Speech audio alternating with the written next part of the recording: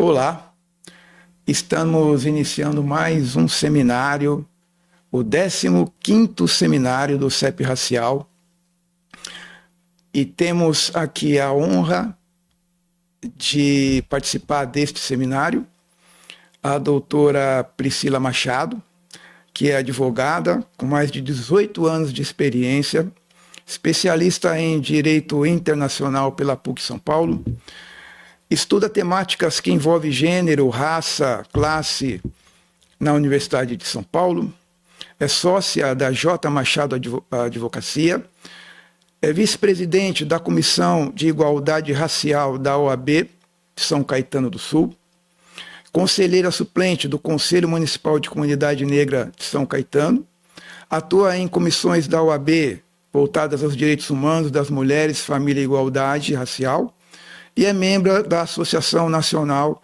da Advocacia Negra. Bem-vindo, doutora Priscila. É uma honra, um prazer contar aqui com a sua participação nesse nosso seminário. Então, deixa algumas palavras iniciais para você.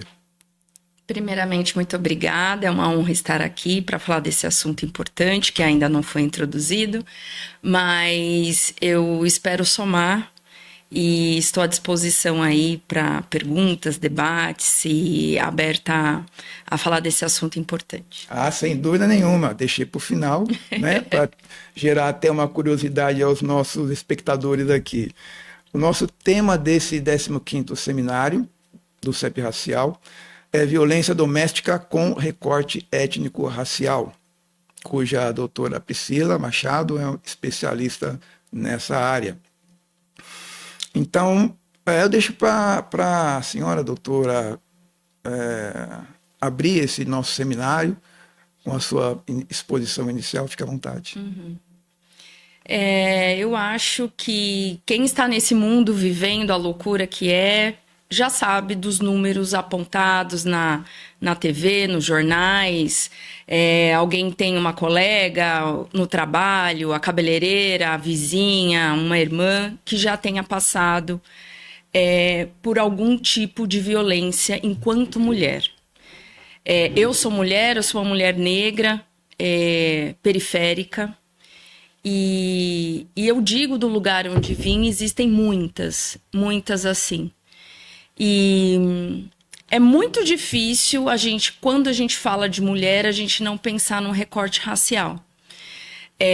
Eu brinco dizendo que toda mulher hoje, ao sair de casa, ela se sente tensa, aprisionada, ela pensa no local, na roupa, no horário, em tudo. Como ela vai, como ela volta. E os números não mentem. Quando a gente fala do crime de feminicídio, que é a violência, a ação, a omissão, que causa dor, a morte, angústia, humilhação, em face de uma pessoa em razão do seu gênero, o gênero feminino, então qualquer pessoa que se reconheça do gênero feminino, e isso abarca também as mulheres trans, qualquer tipo de crime cometido em face desse gênero é considerado feminicídio. E a gente vem numa constante crescente. A Lei Maria da Penha, muito bem conhecida, ela entrou no nosso ordenamento em 2006. Só que desde 2003 já existia perante os hospitais, os postos de atendimento, instituído que aquele corpo de enfermeiro, médico, deveria preencher uma ficha e fazer a denúncia em caso de algum tipo de violência. E quando a gente fala, a gente precisa desmistificar que tipo de violência. Muita gente entende que a violência doméstica é um murro na cara, é a marca roxa no braço, é o chacoalhão perante a parede. Mas a violência doméstica, ela é escalável, ela começa muito antes disso. Ela começa com um tipo de xingamento dizendo, sempre no ambiente familiar doméstico. Inicia assim: você é burra, você não sabe de nada, Se você se separar de mim, ninguém vai te querer. Você é ignorante, você não sai daqui, olha a sua roupa, olha o seu corpo, tudo para diminuir a mulher em face daquele homem. Tem um ciclo da violência, então ele começa assim, e são requintes mesmo de violência. A mulher, principalmente com recorte racial preta, ela sempre foi preterida. E como ela sempre foi preterida, quando a gente pergunta assim, você tá saindo com essa pessoa? Por que você tá com essa pessoa? A primeira coisa, às vezes, que né, principalmente eu falo agora, né, da minha advocacia, respondem, porque ele me trata bem. Mas o tratar bem já é básico para você se relacionar com uma pessoa. Mas quando a gente fala da mulher preta, esse tratar bem, ele vem com peso. Porque ela nunca foi escolhida a menina mais bonita na escola, ela nunca beijou na mesma fase que as outras garotas. Na fase da adolescência, ou até em tenridade, começou a falar do corpo, da pele, do cabelo, e por aí vai. Então, esse recorte racial é muito importante quando a gente fala da violência doméstica, porque muitas não conseguem sair desse ciclo de violência. Então, ele começa nessa violência psicológica, emocional, e aí ele vai escalando. As brigas vão se tornando mais frequentes e piores. E aí vem o desrespeito, o xingamento. Existe, eu estava falando da questão física, psicológica, mas existe também a questão moral, sexual, financeira, que é a patrimonial. Então, por exemplo, essa mulher que dá um duro na rua, trabalha, tem seus filhos, está em casa.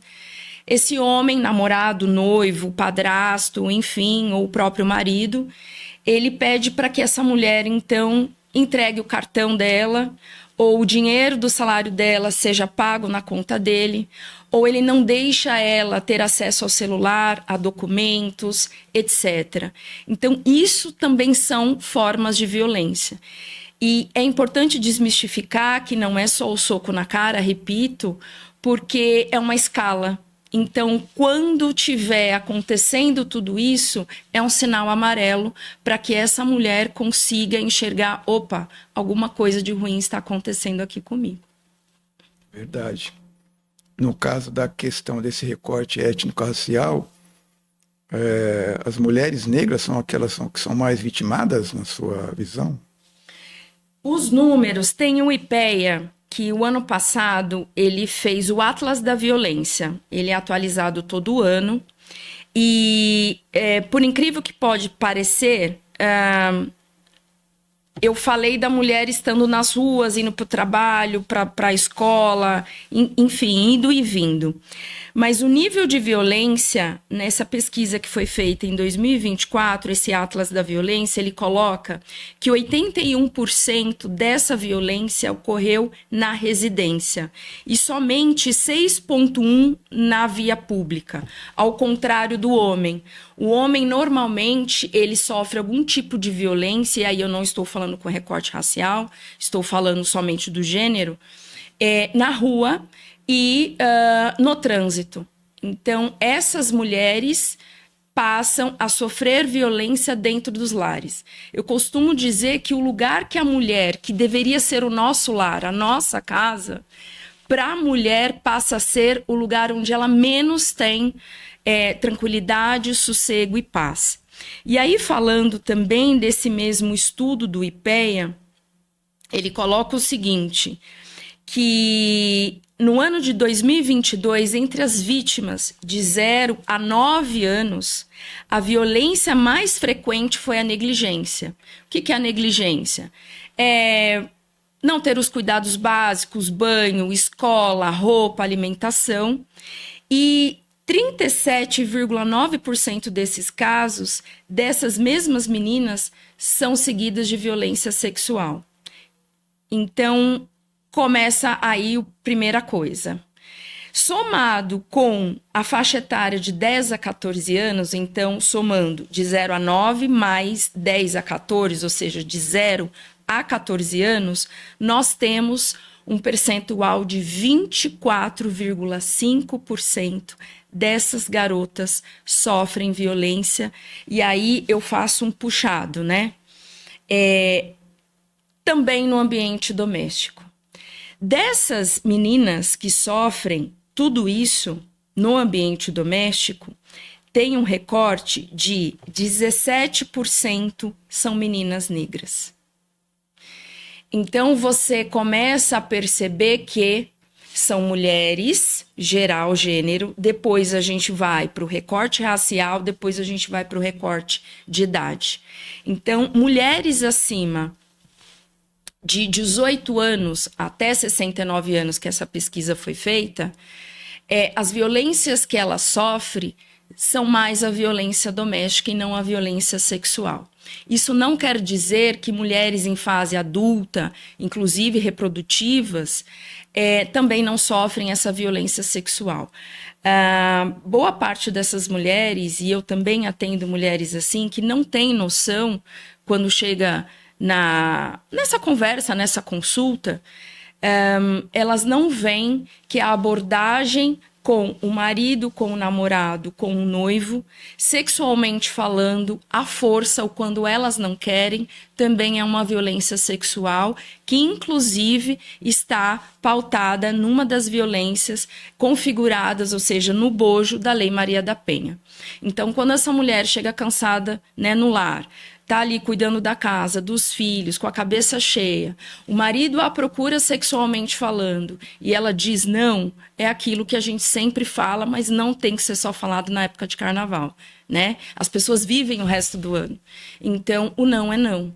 E muitas vezes, também desse lugar do patriarcado, da misoginia, poxa, ele é o meu marido, eu não posso dizer não para ele. Né? O povo antigo, principalmente, tinha essa conduta. As mulheres eram do lar, da casa, cuidavam dos filhos, do marido, e jamais poderia dizer um não. Só que nós estamos em 2025 e essas mulheres continuam sofrendo isso.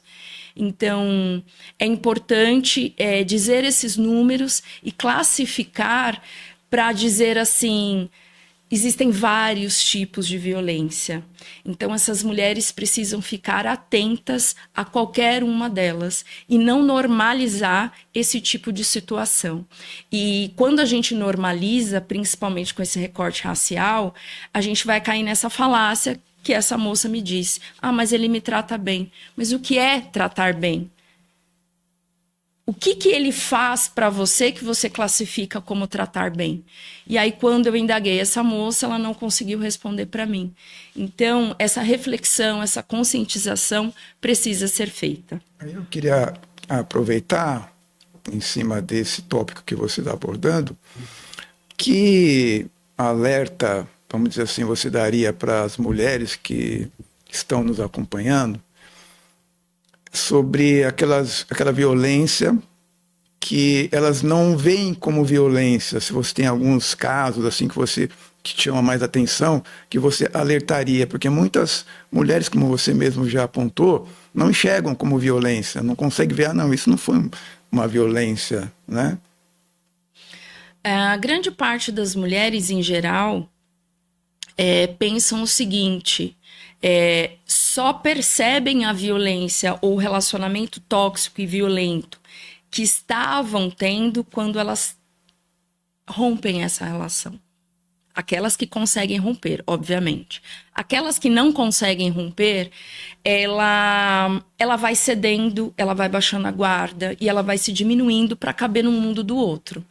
Então, quais são, no cotidiano, né, na parte prática que você perguntou, esse homem começa a dizer... quem que é o rapaz do seu trabalho que você sempre volta com ele de ônibus? Eu não quero mais que você volte com ele. Essa mulher, então, para não ter brigas, para não ter problemas em casa, ela então cede. Aí ele fala, não precisa estudar, eu consigo, eu pago as contas de casa. Porque eu costumo dizer que a independência financeira é um grande coringa contra a violência doméstica. Quando a mulher tem o dinheiro, eu brinco que quem manda na casa, que quem traz o dinheiro, ela não fica temerosa por conta dos filhos e dela mesma, dizendo assim, tá, se eu romper essa relação, para onde eu vou? Com o que eu vou me sustentar? E aí ele começa, então, a tirar essa mulher as possibilidades de abertura de mente. Seja estudar fora, seja trabalhar. E aí, daqui a pouco, ele começa também, e as mulheres não percebem. Ah, eu não gosto da sua mãe, o que é possível. Mas aí, ela, então tá, ó, você vai estar no futebol, ou você vai estar na hora extra, eu vou lá visitar minha mãe. Então, ele não tem que estar junto, mas ele também proíbe ela de ir. Ah, você sabe que eu não gosto, etc. Você vai começar com isso de novo. Então, essa mulher já não tem amigos no trabalho, ela já não tem a possibilidade de se educar, ou seja, de galgar novos espaços, né, se capacitar aí. E aí ele também tira esse lugar que é o lar dela, o lar de referência. Normalmente as mulheres, por não terem aonde ir, ela procura a casa de familiares, dos pais e tal. Então essa é uma situação extremamente comum, que as mulheres são colocadas, então elas ficam nessa sinuca de bico, elas não têm para onde ir, para onde sair, e muitas vezes elas nem revelam para os próprios parentes e familiares que elas estão vivendo aquela situação. Hoje, pela manhã, eu recebi uma ligação de uma colega também advogada, relatando um caso que tirou o sono dela. Uma mulher com 3 filhos, um filho de 5 meses, de 1 ano e meio e de 3 aninhos. Vivendo uma violência doméstica, onde na madrugada de ontem para hoje fez um boletim de ocorrência e a medida protetiva foi negada porque ela não tinha provas. E ela está muito desesperada porque as ameaças que foram feitas essa madrugada, ela não quer de jeito nenhum voltar para a casa dela, só que a família dela mora em outro estado. E ela também não tem dinheiro por ser do lar e crianças tão pequenas, ela também está desempregada, ela não voltou ao mercado de trabalho depois que ela pariu essas crianças. Então, esse é um lugar que vai colocando essa mulher, e essa mulher, ela se vê sem ajuda, sem apoio, sem lugar para ir. Então, esse meio, esse campo é um lugar que deixa as mulheres, e principalmente, lembra que eu te falei que é um ciclo de violência?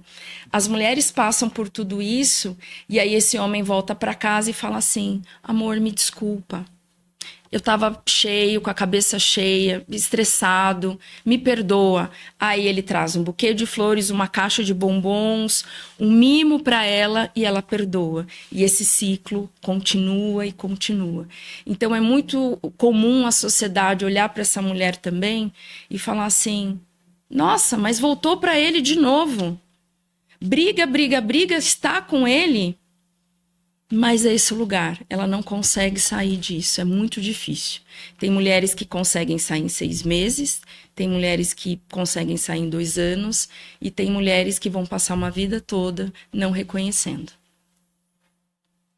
Ok. Uma situação realmente difícil para essas mulheres, né? E só para dar um contexto também, você falou de alguns dados, eu vou comentar mais alguns aqui.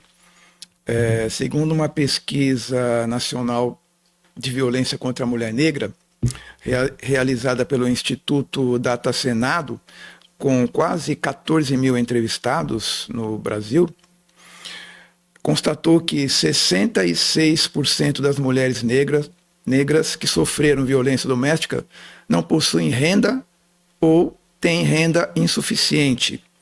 85% dessas mulheres continuam vivendo com o agressor, evidenciando a ligação entre vulnerabilidade econômica e exposição contínua de abuso.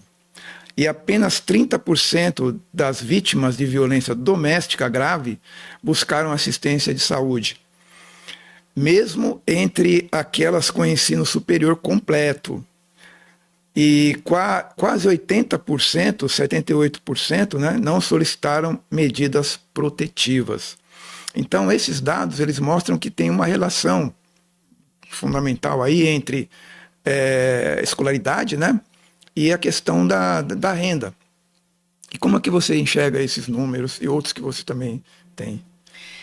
Primeiro a gente vai falar da escolaridade, muito bem posto. Mesmo com escolaridade, essas mulheres sofrem violência.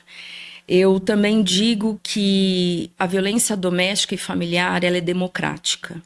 Então, ela atinge mulheres com pós-graduação, com mulheres com mestrado, doutorado, e também mulheres que não têm um ensino fundamental ou que são analfabetas.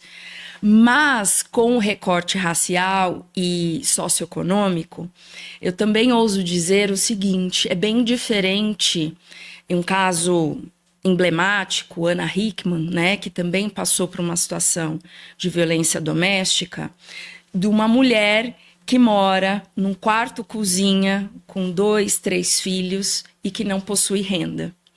Então, por mais que essas duas mulheres passem pela violência doméstica, uma coisa é você ter a condição financeira de pagar um psicólogo para tratar o seu filho, que viu todas aquelas condições de violência, para pagar bons advogados para você ter acesso ao poder judiciário e buscar ajuda, do que essa mulher que não tem renda, não tem escolaridade e não tem ninguém para pedir ajuda. Então, são 2 recortes que muito bem colocado, mas que a gente não pode fechar os olhos para isso. Passar por uma situação dessa com dinheiro te dá condições para você juntar os cacos e recomeçar a vida, né? Do zero, sem aquela família constituída e sem aquela coisa romantizada da família, né? Papai, mamãe e filhinhos. E aí só um aditivo, quando eu digo papai, mamãe e filhinhos, isso não quer dizer que em lares homoafetivos não ocorra também a violência doméstica, ela ocorre, mas nós estamos falando em número, então, num geral, a violência ela é feita do homem em face à mulher, tá? E aí, na contrapartida, a questão do financeiro. Então, essas mulheres extremamente carentes e vulneráveis, financeiramente falando, elas não vão ter, infelizmente, o acesso à justiça. Aí você pode pensar assim, mas doutora, tem a Defensoria Pública, tem canais do terceiro setor, ONGs que fazem esse trabalho? Realmente tem. Mas a mulher ela não se sente segura muitas das vezes. Ela precisa, primeira coisa que tiram dela, esse agressor tira dela, é a autoestima. Então, um outro dado que você colocou é que essas mulheres não pedem a medida protetiva, por mais que passem também por essa situação. Quantas vezes eu já recebi ligações de mulheres que, naquele primeiro momento, quiseram fazer o boletim de ocorrência, pedir a medida protetiva, mas quando esse agressor foi notificado, ela recuou. Porque novamente vem esse agressor e ameaça tirar os filhos dessa mulher, e isso tira a mulher que é mãe desse lugar. Ela não consegue, ela fica desesperada em pensar que os filhos vão ser tirados dela. Então são essas violências que, ok, ele não pode ir diretamente nela, mas ele começa a pegar o lado mais fraco. E quem é mãe são nos filhos. Então, essas mulheres também não denunciam. E tem uma outra coisa que eu gostaria de dizer, é que, embora esses dados sejam extremamente alarmantes, eles são subnotificados, justamente por esse lugar. A mulher, ela passa por muito tempo sofrendo violência doméstica e ela não notifica. Então, ouso dizer que esses dados seriam bem maiores se todas essas mulheres tivessem algum tipo de letramento, empoderamento, uma ajuda psicológica para que ela entendesse essa situação, se fortalecesse enquanto pessoa e buscasse ajuda. É verdade, é verdade. E traçando essa relação com o foco étnico-racial, como é que você vê a importância de fazer esse recorte, a importância dentro da nossa legislação, de uma maneira geral, como enfoque, por que é importante esse recorte étnico-racial, falando de violência contra a mulher? Uhum. Toda vez que a gente fala com recorte racial, nós somos alvo, se não do Estado, de um agressor, né? No caso da violência doméstica, o agressor ali dentro da própria casa. Então, o recorte racial, ele é importante para a sociedade se conscientizar que quando uma mulher vivencia uma situação de violência, e essas crianças também, não se trata daquele jargão que também os antigos falam, mas que é muito reproduzido ainda hoje, que em briga, né, de homem e mulher não se mete a colher. Se mete sim. Inclusive, fazendo uma conexão, quem mora em condomínios, o síndico que representa o condomínio, ele tem a obrigação legal de acionar a polícia numa situação dessa. Então já mudou muita coisa e a gente precisa sinalizar isso para a população. Então, quando está passando na rua, vê um casal brigando, ou um vizinho que você sempre ouve ali brigando, discutindo, quebrando coisas, barulho, criança chorando, etc., não se mantenha calado. E principalmente quando existe o recorte racial, a gente precisa falar sobre isso para que tenha políticas públicas direcionadas a essa população. Porque se essa população é alvo, está sofrendo sobre isso, quando a gente não fala, a gente não cuida, porque afinal não existe.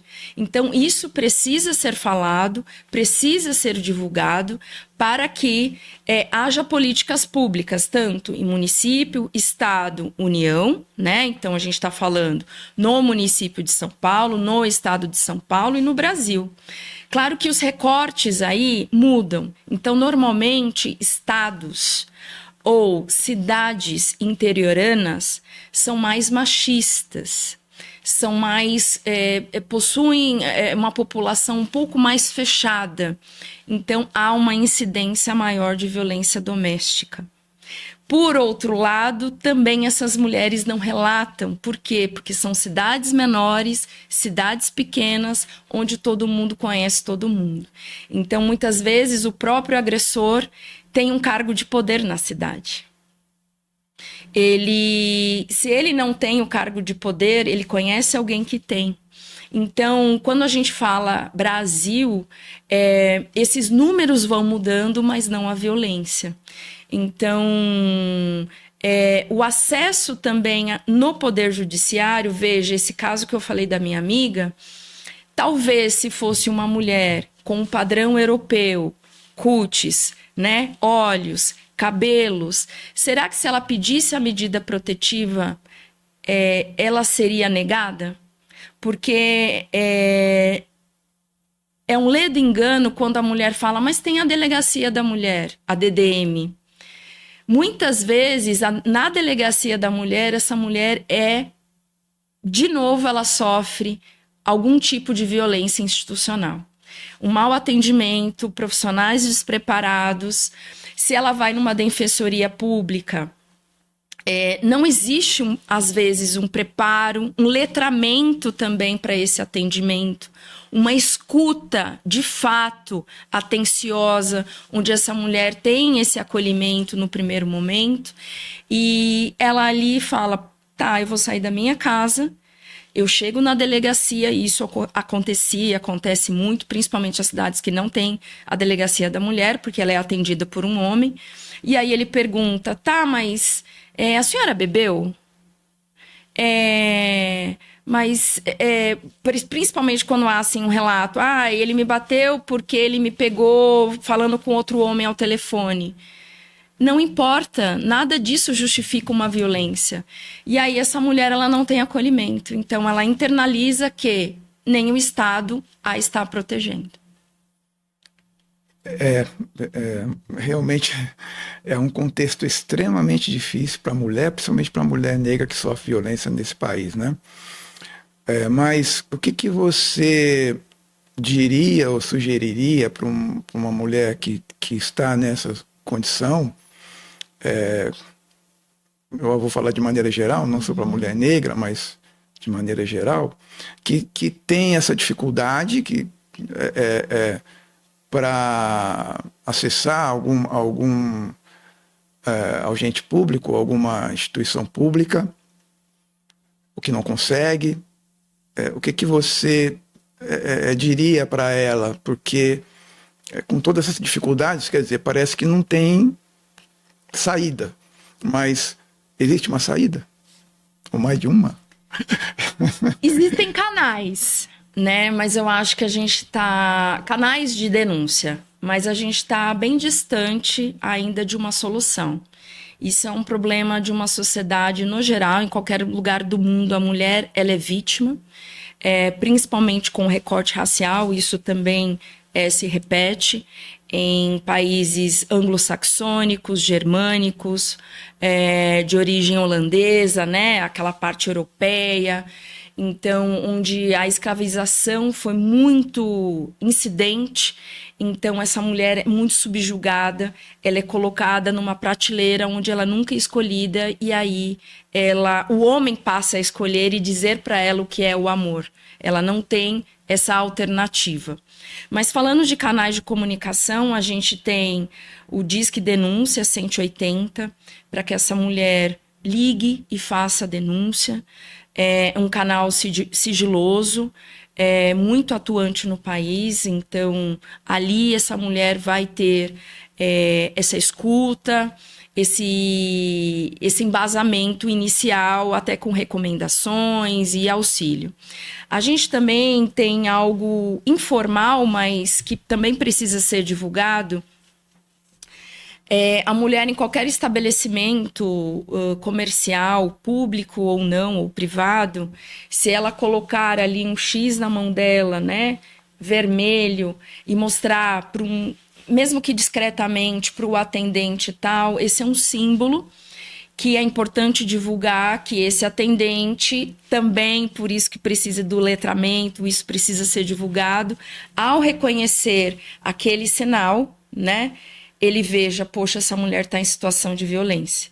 Então, ele aciona a polícia ali, aquela mulher vai para a mesa, retorna ali, e aí pedir, né, que a polícia venha rapidamente e faça ali a abordagem para ver o que está acontecendo naquele local. Então, isso é muito comum. Fora isso, a gente tem as DDMs, que são as Delegacias da Mulher, que infelizmente somente 20% das delegacias da mulher trabalham 24 horas, como se a violência doméstica acontecesse no horário comercial, de segunda a sexta-feira, das 8 às 18 horas, né? E a gente sabe que não é isso. Os números dizem que os horários e dias que mais ocorrem as violências são em dias de futebol, porque o homem bebe e fica exaltado, etc. Os finais de semana, justamente porque está num ambiente ali doméstico, não tem o trabalho, está com as crianças, com a mulher, e fica nesse ambiente mais caloroso e acalorado, perdão, e também nos finais de ano. Então, épocas de finais de ano, ou seja, festivas, Natal, Ano Novo, onde também há muita incidência de bebidas e uso de drogas, tá? Então, mesmo que haja DDM, vai ter locais que não vai ter esse acompanhamento, essa possibilidade dessa mulher ir às 10 horas da noite, à meia-noite, às 2 da manhã, porque ela sofreu uma violência. Infelizmente, nesses locais, ela tem que aguardar o dia raiar para ela se deslocar. Isso se ela já não tiver sofrido um falecimento devido a essas agressões, né? A gente também tem a Casa a Casa Brasileira, né?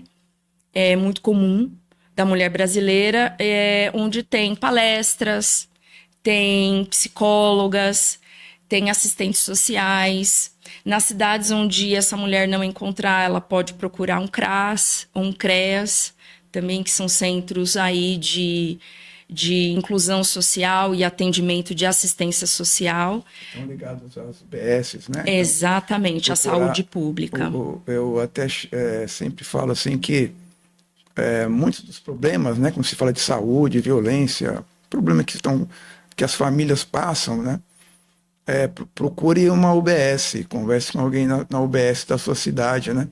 Porque lá você, às vezes, acha que não tem um serviço ou que eles não possam encaminhar, mas se eles não tiverem, eles encaminham. Exatamente. Né?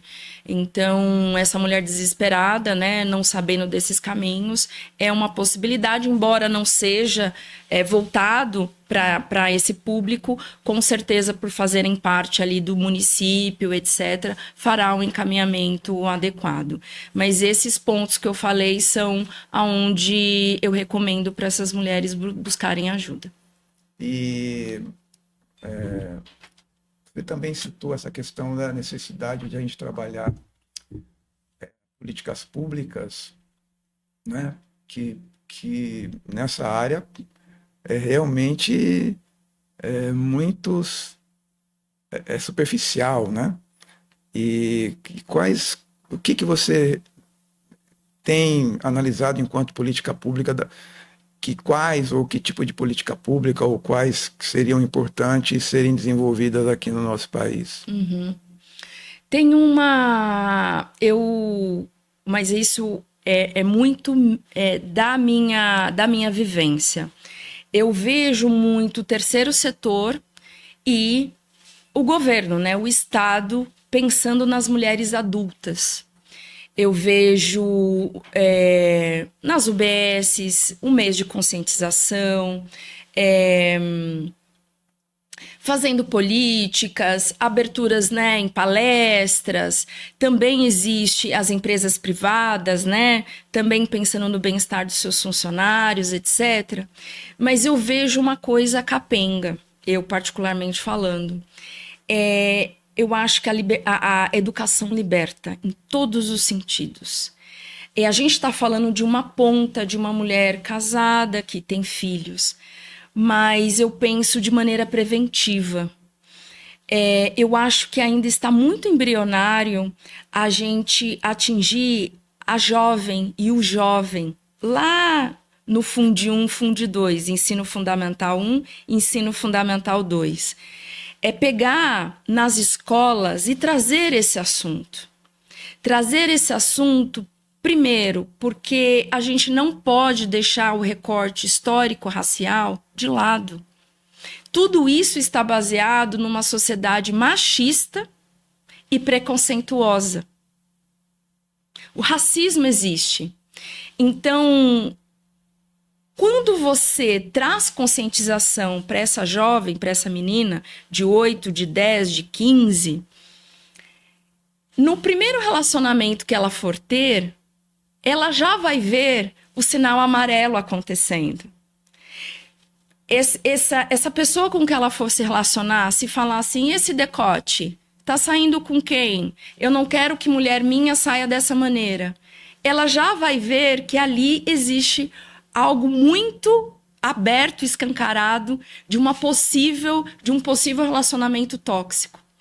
Então, enquanto essa ponta daqui está falando sobre a mulher adulta, eu penso que falta mais embasamento para essa política pública atuar nas escolas, trazendo a conscientização pro menino, dizendo: essa mulher não te pertence, ela não é um objeto, ela não é um objeto para realmente você dizer se ela vai, se ela fica, que roupa. Ela é um ser independente, com desejos, com vontades. Ela é um outro ser além de você. E quando ela disser não, você realmente dói? Óbvio que dói, mas tem que seguir a vida e não ceifar a vida dessa outra pessoa. Então, eu acho que falta política pública de maneira preventiva ali no início, né, na formação desse jovem, para que ele cresça mais consciente e com melhores relações. Também, no caso da famosa Lei Maria da Penha, não tem esse recorte racial, né? Como é que você vê essa questão? A gente primeiro precisa trazer a época que a Lei Maria da Penha a Lei Maria da Penha foi instituída. Ela nasceu em 2006. Então, se a gente for pensar nessa época, a gente está falando aí, arredondando, em 20 anos. Então, eu que estou aí, né, já balzaquiana na idade, era uma época muito ainda precoce das políticas, né, de diversidade e inclusão. Esse movimento é um movimento mais recente, de uns 10 anos para cá. Então, essa Lei Maria da Penha já foi um grande avanço à época, mas, claro, como toda lei, ela precisa ser reajustada, revista, ser reenquadrada. Então, naquela época, satisfez ao recorte daquela época. Hoje, entendo também, assim como você, que precisa ter, sim, o recorte não só de gênero, mas como de raça.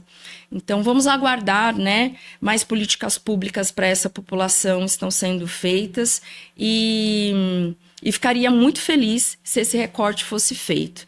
Inclusive, a gente tem eu acabei falando, né, de duas de atualizações e vieram duas aqui à minha cabeça. Lembra que eu falei que os homens utilizam muitas vezes dos filhos para atingir a mulher? Então, agora isso também foi reconhecido como uma forma de violência. Não estava ali classificado como violência psicológica, moral, sexual, patrimonial. Então, essa violência agora contra os filhos também foi reconhecido como uma violência contra a mulher, que pode ser utilizada para atingir essa mulher. E um outro é utilizar a inteligência artificial e os meios digitais também para atingir essa mulher. Aí eu vou te dar exemplo disso, porque isso é a atualização da própria lei, né, que é necessária fazer. Muitos finais de relacionamento, e aí a gente, não sei se você já chegou a assistir uma série curta chamada Adolescência, muito divulgada agora, eu assisti. Então, o meio digital é um meio atual desses jovens e muitas vezes no final dessa relação, o homem pega filmes, fotos dessa mulher, na raiva, no ímpeto, para realmente massacrar essa mulher, ele coloca na rede social, ele divulga no WhatsApp, na roda, né, ali de conversa dos amigos ou do trabalho, etc. Então, isso também já também é reconhecido como violência, uma forma de violência contra a mulher. Então, ele cada vez mais se aprimora, se arroja para pegar essa mulher no ponto mais fraco dela. Então, se essa mulher não tem filhos, mas se de repente ela tem uma foto nua, tem um vídeo caseiro feito nessa relação, muitas das vezes esse homem também utiliza dessa ferramenta digital para atingir essa mulher. Então, esses são exemplos de que esses aprimoramentos estão sendo feitos, mas ainda o recorte racial não foi feito. E eu acho que é extremamente importante porque, de novo, se a gente não aponta, a gente não vê como problema, e se a gente não vê como problema, a gente não cuida disso, a gente não trabalha para ter políticas públicas voltadas para essa população. Seja gerando emprego para essa mulher preta periférica, né?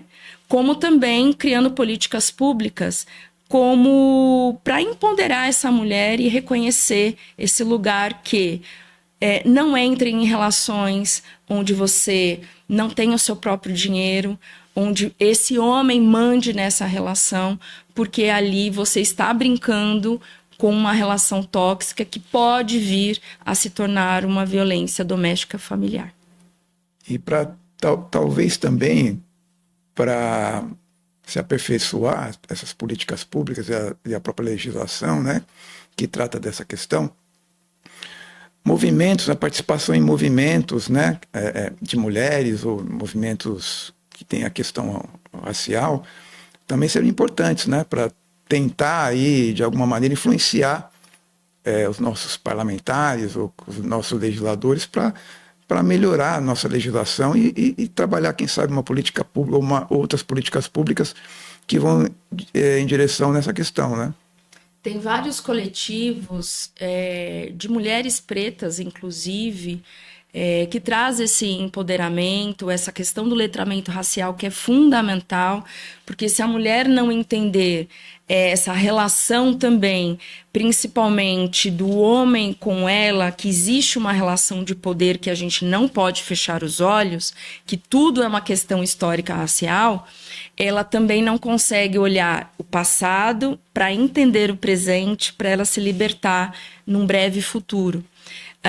Eu, particularmente, eu participo de um coletivo chamado Mães Pretas do Brasil. É um coletivo extremamente grande, onde tem seminários, rodas de conversa, muitas vezes online, EAD, onde você não precisa, né, se deslocar, muitas vezes não tem dinheiro, tem filho pequeno, enfim, e você consegue assistir, ter esse conhecimento, né, através somente do celular, do computador, de maneira, eu sei que isso, boa parte da população ainda não tem acesso a celular e nem à internet, obviamente, falando, mas para aquelas que podem, fica a dica, mas existem vários coletivos, sim, de mulheres que a gente precisa se aquilombar, né? A gente precisa perder esse pensamento de que mulher guerreia com outra mulher. No fim, uma mulher dificilmente vai te largar pelo seu gênero. É o contrário. É importante a mulher falar da história dela, porque quando ela fala dessa história, outras mulheres vão se reconhecer nela. E esse coletivo vai se tornando muito mais forte, muito mais real, porque essa mulher fala, eu não estou sozinha. Verdade. E complementando talvez isso, que ações que você acha importante para trazer ou levar a uma equidade racial nesse sentido? Primeiramente, reconhecer, os números já tem, né? Os números já são trazidos através dessas pesquisas, mas a gente reconhecer que é uma necessidade, que as relações familiares, elas não têm somente a responsabilidade, não é somente daquela família, daquele seio familiar. Viver em sociedade, a gente vai viver melhor trazendo essa equidade.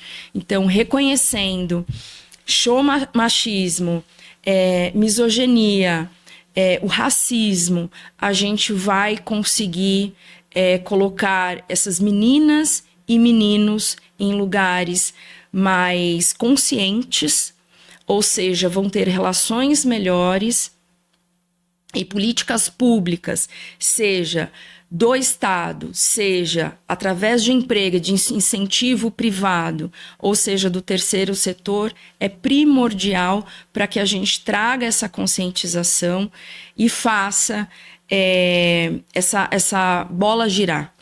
Quando a gente fala também de 20% da delegacia da mulher, da DDM, ter atendimento 24 horas, a gente também precisa aumentar, porque não retrata a realidade da população que vive em violência. Então, há muito chão aí para acontecer. Volto a dizer, a educação também, eu acho que é prioritária, porque é melhor você ter um adulto funcional, né, um adolescente crescendo de maneira funcional, do que você pegando talvez uma pessoa de 60, 70 anos, e onde ele passou a vida toda dele vendo também os pais dele viverem essa situação de violência, e ele ali está reproduzindo na vida dele. Então, eu entendo que toda parte da população que a gente conseguir trazer, seja em comerciais de TV, que é muito hoje comum você ver famílias pretas em comerciais, em novelas, tem esse cunho também social. Hoje, dificilmente, você tem uma casa que não tenha uma TV ou que não seja na casa, mas no transporte, no ônibus, no metrô. Então, você colocar ali situações emblemáticas para que aquela pessoa comece, né, a absorver aquilo. Então, programas de TV, novelas, filmes, seja o seu filho te trazendo a informação, né, de um seminário que teve na escola. Eu acho que todo tipo de comunicado, de letramento, de conhecimento, ele agrega. Então, principalmente em empresa que lida com o público feminino, eu acho assim fenomenal. Público que liga a mulher beleza, mulher à moda. Então, do mesmo jeito que, e aí eu não estou fazendo diferença, mas eu estou dizendo que o mundo é aberto do mesmo jeito que mulheres jogam futebol, homens podem gostar de novela e vice-versa.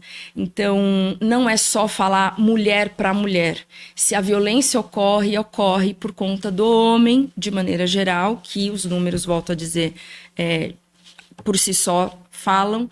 Então, a gente precisa também trazer a conscientização para esse homem. Porque eu pergunto assim, todo caso de violência doméstica, as mulheres ficam, nossa, você viu e tal. Mas e esse homem?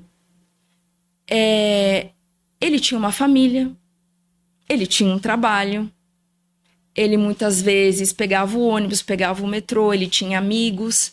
Será que esses amigos e esses parentes nunca ouviram uma fala misógina? Uma fala machista dessa pessoa? Então, eu acho que os homens também têm que fazer um movimento de falar, você está pagando pensão para o seu filho? Você está fazendo a lição da escola com ele?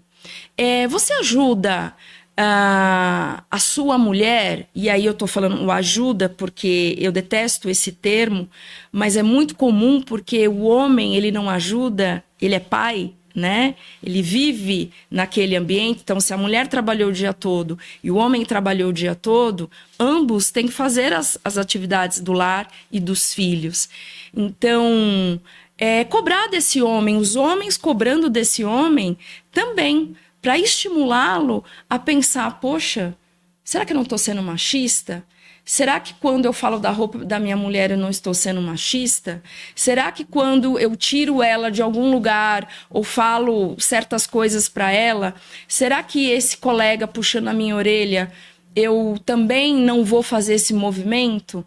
Então, eu acho que desde o pequeno até um muito grande, pode ser feito, cada um no seu lugar. A gente pode semear e dali vir alguma planta ali crescer e frutificar, e essa pessoa trazer consciência, trazer à luz que os tempos mudaram e que é inaceitável nos tempos de hoje a gente ver tantas mulheres tendo suas vidas ceifadas simplesmente por serem mulheres. Verdade. Muito bom, muito bom. Já estamos, infelizmente, caminhando para o nosso final. Eu sempre falo, não canso de falar que esses debates são maravilhosos. As pessoas que nos honram com a presença também são pessoas maravilhosas, que têm tanta bagagem para nos ensinar, que a gente ficaria aqui horas e horas e horas debatendo, mas a gente tem que realmente estar finalizando, né? Mas eu sempre falo, uma hora a gente vai retomar, né, os assuntos que são realmente muito importantes. E aqui presente também conosco, nos assistindo, nos acompanhando, está a nossa aluna de iniciação científica, Valdete, que eu não sei se ela tem alguma pergunta para fazer. Então fica à vontade, Valdete. Boa tarde, doutora. Eu gostaria de me informar, né? Porque a gente ouve histórias, mas não sabe o fundamento. O que eu gostaria de saber é o seguinte: existe casas como se fosse abrigo ou refúgios para algumas mulheres que fogem dos lares? Isso é verdade? Isso tem mesmo aqui em São Paulo e em outras cidades? Tem as casas-abrigo, são para mulheres. Quando essa mulher ela chega na delegacia ou, né, comum ou na DDM, é perguntado para ela se ela tem um local para ficar ou se ela deseja realmente sair do lar naquele momento, ou se ela precisa desse local. E aí ela pode dizer que sim ou que não. E ela dizendo que sim, tem sim as casas-abrigo, são casas onde recebem essas mulheres e os filhos dessas mulheres. Hoje, infelizmente, não recebem os pets dessas famílias, né? Então, vai a mulher e seus filhos. E essas casas-abrigos, elas são sigilosas, inclusive. Eu, enquanto advogada, eu não sei onde elas ficam. E essa mulher, estando na delegacia, ela é conduzida através de uma viatura para esse local. Então, muitas vezes, essa mulher fica ali para obter a medida protetiva e para recomeçar a vida. Então, a assistente social não sabe onde fica, né? Assistente social que às vezes está numa casa da mulher brasileira. Então, a assistente social não sabe, a advogada não sabe, a psicóloga não sabe. Então, realmente é sigiloso. Então, não há na frente desse local nenhum tipo de placa, nenhum tipo de escrita que remeta que ali seja um local, um abrigo para esse tipo de violência, esse tipo de mulher ali dentro. Quando eu digo tipo de mulher, mulher que passou por essa violência. Então, é extremamente sigiloso. Mas essa mulher, neste momento, ela precisa dizer e ela é reconduzida. Mas ainda o número é pequeno, tá? Então, para o número de mulheres que a gente tem sofrendo violência doméstica e o número de casa-abrigo ainda não é proporcional. Claro que nem todas solicitam, né? E aquelas que solicitam, elas são conduzidas até esse local. Certo. Obrigada. Muito bem. Então, deixa as suas palavras finais, doutora Priscila, para a gente poder encerrar, então, esse nosso seminário. Fique à vontade. Eu tenho um jargão que eu falo que a grande libertação da mulher é a autonomia financeira.